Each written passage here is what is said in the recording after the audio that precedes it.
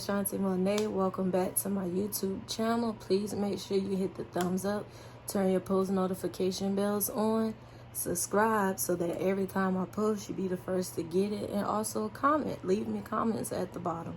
So as you can tell by the title today, guys, today I'm going to be coming to you with a story time.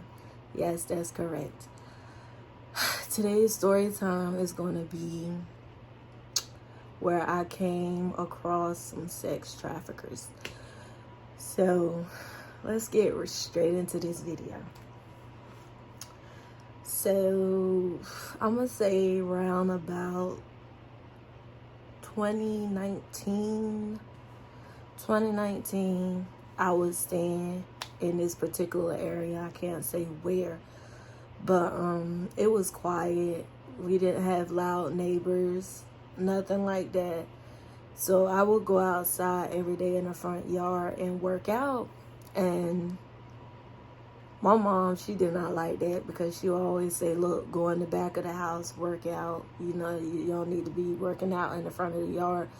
And so I stopped going in the front of the yard. So I started going back in the house to work out or whatever. And I don't know, I just, around the time sex trafficking videos was out and it was really heavy, like this big topic or whatever.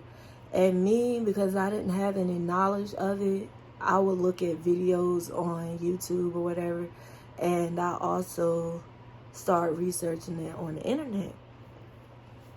So I went on the internet and researched, you know, what's the tactics of a sex trafficker so that I could know, because I'm big on being cautious, watching my surroundings, just making sure I'm all around safe. So I started researching it, and of course Google started telling me certain tactics that they would do. And I noticed that I would become more and more involved with them type of videos because I legit want to know, like, I don't want to be left in the dark about nothing. So I know how to react if something like that presented itself.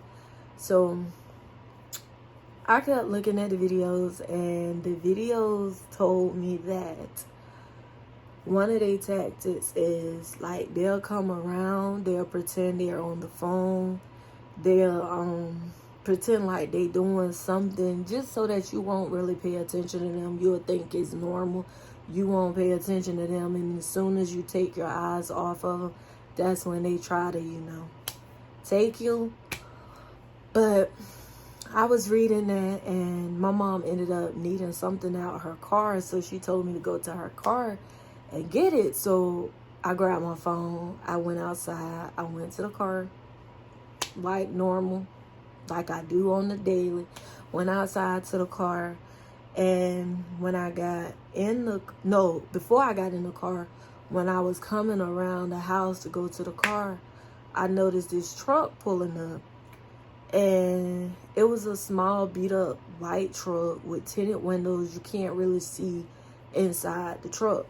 So it pulled up in my yard, which was odd because I know that nobody out there that stayed where I stayed at drove no truck like that. And I knew off rip nobody in that truck lived out there. So I got my eyes on them hard because I'm like, who is this? I'm always paying attention to my surroundings. So I look, and I could see from the front rear mirror that it was two men. One man was driving and the other man was on the passenger side. So the man on the passenger side, he got out the car and he pretended that he was on the phone. Mind you, I was just literally in the house looking up tactics.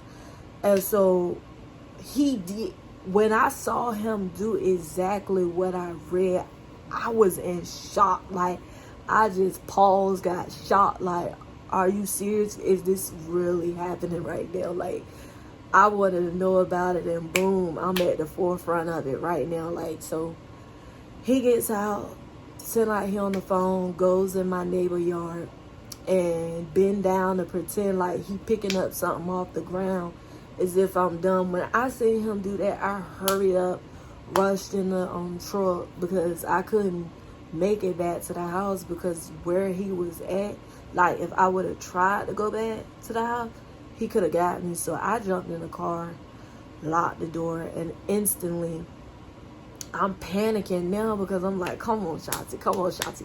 You know what to do. Like, I was just in shock.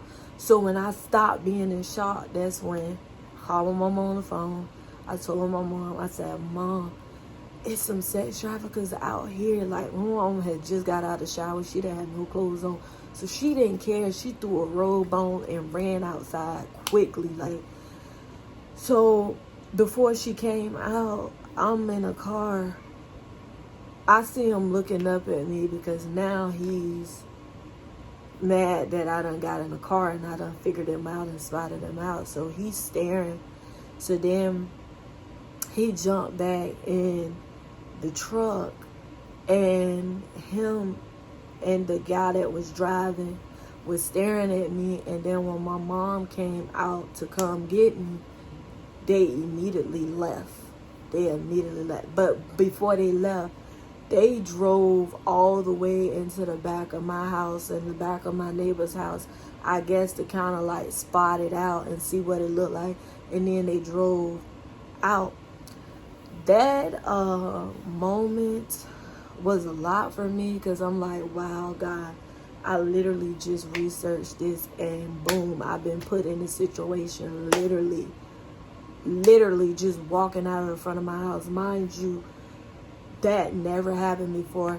And on top of that, I had found out later that down where I used to stay at during that time when that happened, sex traffickers was coming from other states, coming down to where we was, trying to get people so that they could take them back overseas with them.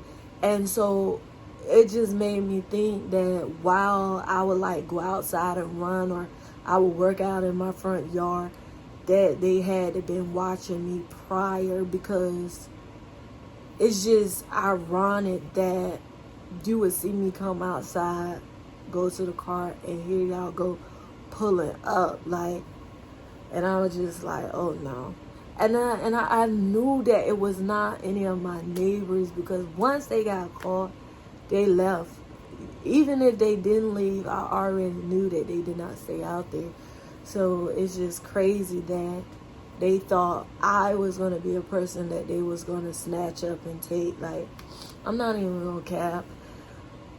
I was scared. Like, I stayed in the house for almost a week before I decided to go back out, because I'm just like, wow, God, did this really just happen to me? My mom was like, you cannot stay in the house ever. You have to leave out. But at the time, I wasn't trying to hear it, because I'm like, look, ain't no sex traffickers going to be trying to get me. And then I heard about the Walmart down from where I used to stay at. Sex traffickers was out there trying to, actually didn't try, kidnap a little boy right in front of his mother. She's screaming and begging for help, and everybody just looking. Nobody is helping. Like, they was bold. They did not care. They was just out here sex trafficking, taking people in broad daylight. That's how crazy the world is now. So you got to stay prayed up, stay safe, stay in your Bible, stay in your word. Like, lean and depend on God, because He who can protect you at all times. And even though I was scared, even though I reacted the way I reacted, I give all the glory to God, because God is who, Jesus Christ is who protects me. So I thank Him and I love Him for that. And then I have another one where I have moved literally after this. I just told y'all about the sex traffickers.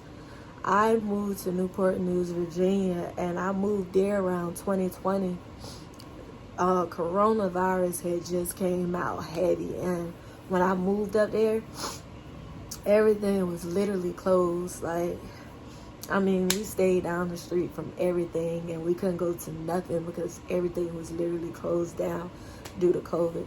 But I was working. I still worked, had a job, was going to work, got off work, went to the gas station to get some gas, went in, came back out and ran into another situation with sex traffickers, which I knew off rep, like God had let me know right then and there, because when I walked out, the men was sitting in their van. They had this van with tinted windows, and it was like a regular van that, you know, any family would drive or whatever. I came out, I was about to go back to my truck to pump the gas, and before I could get there, the guys was like, "Hey, yo, come here, come here." And I instantly turned around and looked at them, and I mean mugged them like this because I already knew what it was. And I kept walking. I hurried up and got to the truck, and they just kept saying, "Come here, come here, come here," like trying to lure me to the van so that they could snatch me up and get me in the van. And no, it was not no random dudes that, you know, hit on you and stuff, that type of stuff. Like, no, my discernment was on point. I had literally just went through it in 2019, and then here I go, being put into another situation. Like, so I was like, I looked at them and I was like, "No, thank you," and I walked off, went to the trunk. I started pumping my gas. And I wasn't even scared. Like, I didn't jump in the car knowing that they was sex traffickers or none of that. I pumped my gas like nothing even happened. Tell me why they sat there for a minute watching me pump my gas, then drove off really slow, staring me down like this, mean mugging me. And I mean, it was going extremely slow. Like, they did not want to drive off. They didn't want to leave without me. They just like this, staring at me, driving slow, going by like that. And they eventually ended up driving off because more people were coming out of the store. So, you know, some people just don't tend to want to do stuff in front of a lot of people, in front of an audience. So they ended up driving off. But I'm just like, it's crazy that people feel like they have ownership over your life, and that they could just do anything they want to do to you, and that you don't have no say over your life. It don't work like that. But in these days and times, the world was crazy then. It's even worse than now, and it's gonna get worse. So all I could say is, like, stay prayed up. Like I said before, stay in your word and live the lifestyle for Jesus, because you just never know when the time here on earth is up. Like, you just never know. So I hope you guys enjoyed my little short story time of my experience coming across sex traffickers. And I want you ladies to be cautious at all times. Be aware of your surroundings. If you don't have to go out by yourself, don't do it. But if you have to, just be safe, be mindful, be cautious. Just make sure, you know, even if you don't have a gun or something like that, carry some type of little knife in your car for protection. It's better than nothing. Like, but just be safe, be cautious, and try to travel in packs. But like I said, that's not everybody's life. Everybody cannot travel in packs. Most people are by themselves. So, you know, just be safe, be cautious. Not saying go out here and be scared to interact in the world, no. But be cautious, because the world is crazy. Time is winding up. And yeah, like, this world has no mercy for nobody.